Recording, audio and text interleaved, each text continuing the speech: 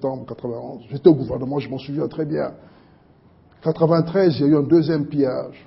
Et même 97, au début, il y a eu un pillage. Ce n'est pas acceptable parce que quelles sont les conséquences du pillage?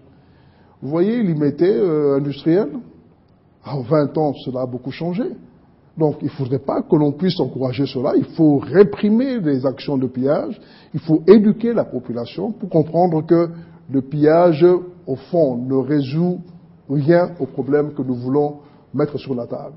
Il faut, bien sûr, manifester dans des conditions tout à fait encadrées et respectables. Il n'y a aucune difficulté.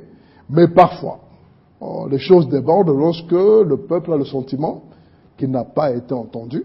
Et le peuple, aujourd'hui, demeure vigilant parce qu'il pense peut-être qu'il n'a pas été entendu. Donc, c'est un appel qui est très clair, lancé aux acteurs politiques que nous sommes, dans les institutions ou en dehors, pour chercher une solution durable au problème actuel. Mais d'une part aussi, vous admettez qu'au niveau également de l'opposition, il y a eu une manipulation de la population, de la jeunesse par rapport à ça. Laquelle ? Faut vous dire, parce que vous voulez prendre un engagement. Une question, je ne vous répondrai pas. Et là, encore une fois, je dis, j'attends. On a vu les acteurs qui étaient sur Facebook, on a vu les personnes qui étaient là, on a vu les déclarations, mais on ne peut pas préjuger de l'issue de ce qui va être dit. Donc, ce n'est que l'enquête qui nous permettra, si elle est équitable, de savoir où est la responsabilité de chacun. Et l'enquête est indispensable. Et pour la rendre crédible, moi je suggère que la MONUSCO ou d'autres acteurs puissent être inclus pour s'assurer d'une certaine transparence, certaine équité. Nous avons encore 24 mois pour organiser les élections présidentielles. Oui. Les experts internationaux associés à ceux de l'ONIP ont déclaré qu'il leur faut 18 mois, peut-être moins de 18 mois, pour organiser un recensement sur toute l'étendue de la République démocratique du Congo. Est-ce que cela ne vous suffit pas pour vous calmer quand même, l'opposition? Il faut la crédibilité. Nous sommes dans une opposition qui a fait une démarche. Experts internationaux. Non, nous avons dit ceci. Nous étions en concertation, il y a des recommandations très claires qui ont été données par rapport à tout cela. Il faut qu'on les applique. Si on les applique, je crois qu'il y aura une solution. Maintenant, par rapport au délai, je ne suis pas un expert, je suis comme vous en train de voir et de subir, mais je pense que d'expérience dans notre pays... Vous dites ça parce que vous n'y croyez pas? Non, je dis ça parce que je suis sceptique. Et chat échaudé craint l'eau froide. Nous voulons nous assurer qu'il y ait un budget en bonne et due forme, qui soit débloqué comme il se doit, mais surtout qu'au sein de l'ONIP, il n'y ait pas seulement les personnes de l'ANER, le ministère de l'Intérieur, ou les acteurs politiques d'un camp bien connu. Non. Nous devons y aller par consensus et permettre à ce qu'au sein de vous voulez qu'on recule? On va encore reconfigurer ce paysage ou les membres de cet office? C'est ce que vous voulez?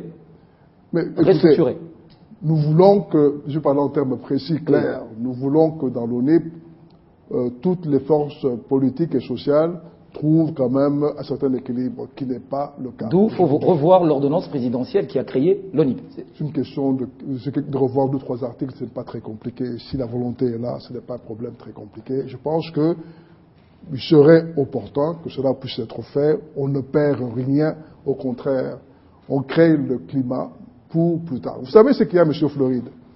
Le vrai débat, la vraie question qu'il y a aujourd'hui, c'est comment créer les conditions pour aller ensemble et sans problème aux élections de 2016. C'est ça le vrai débat.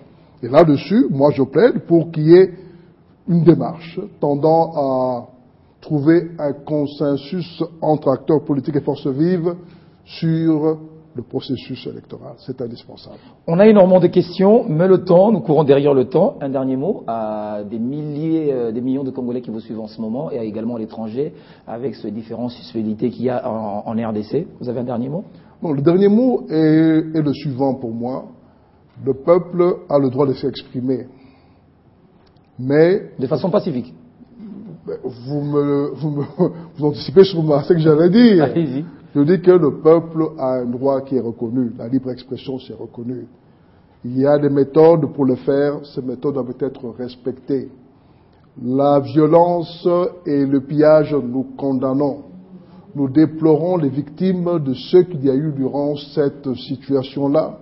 Et nous demandons à ce que lorsqu'il y a des manifestations, les forces de l'ordre ne puissent pas user d'une force disproportionnée. Et enfin, je crois que l'enquête va permettre à chacun d'entre nous, là où il est, de pouvoir se rassurer que oui, effectivement, les responsables, quels qu'ils soient, pourront être amenés à répondre de leurs actes. Merci, Monsieur Médard Moulangala, c'est ça.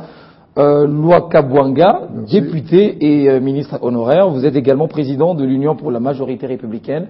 Vous avez répondu à quelques-unes de mes questions, même si elles ne sont pas toutes épuisées. Merci d'avoir été avec nous sur ce plateau. Mais peut-être que prochainement on pourra... Vous reviendrez de façon régulière sur ce plateau. Je voudrais quand même vous dire qu'il est intéressant que l'on puisse ouvrir les autres chaînes de télévision. Écoutez quand même, il ne faudrait pas qu'on puisse à chaque moment, dès qu'il y a une situation, vite réprimer, fermer les chaînes, les radios et tout ça. Merci. Je plaide, moi, pour qu'on puisse laisser les gens s'exprimer dans le respect, bien sûr, des textes et des lois. Merci. Merci à vous de nous avoir suivis. Décryptage. Portez-vous bien. À très bientôt avec le même plaisir.